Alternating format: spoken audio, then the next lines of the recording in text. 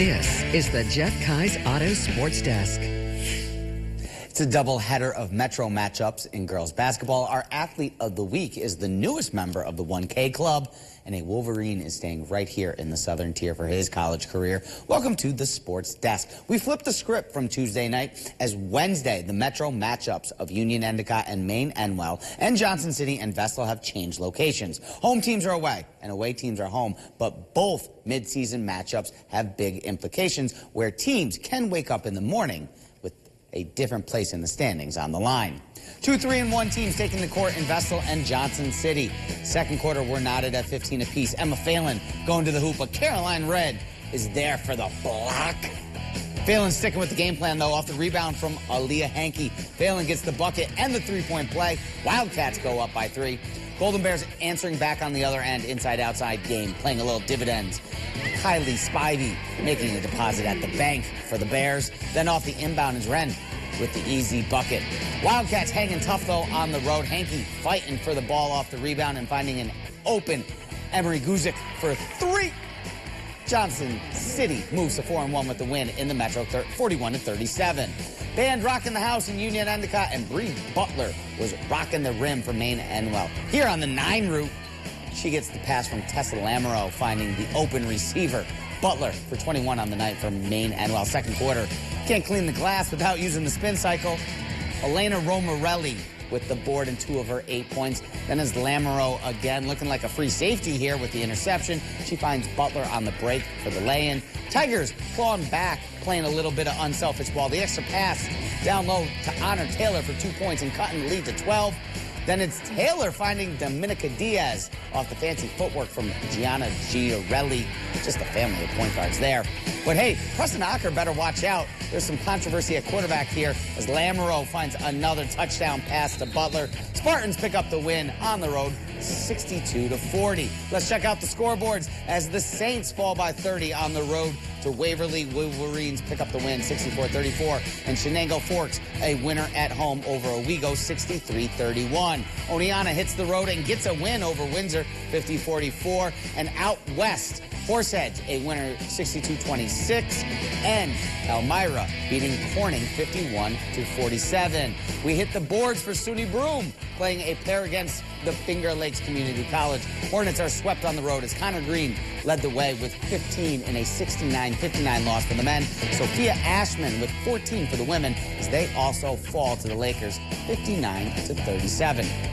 Hitting the 1,000-point mark. Well, it is always a big achievement, but for one Owego Riverhawk, it's not so much how she got that 1,000th point, but who she got it from.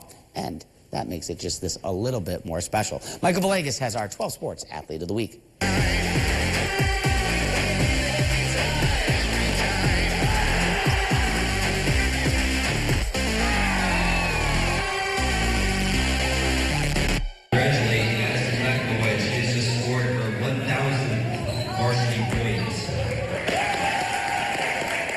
Scoring your 1,000th point and being only the 7th person to do it at your school is already a special moment.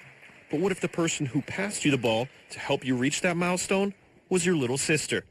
Well, that movie-like script was a reality for Owego Free Academy senior Maddie McAvoy. My mom always talked about how incredible it would be if, she got that moment for me, or just being on the court when I was. And when she passed me that ball, I was like, okay, this has to be the moment.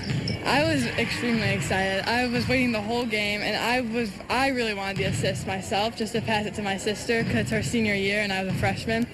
So, and as soon as I passed it to her, I was like, oh, yeah, that's going in. A moment like that would make any parent proud.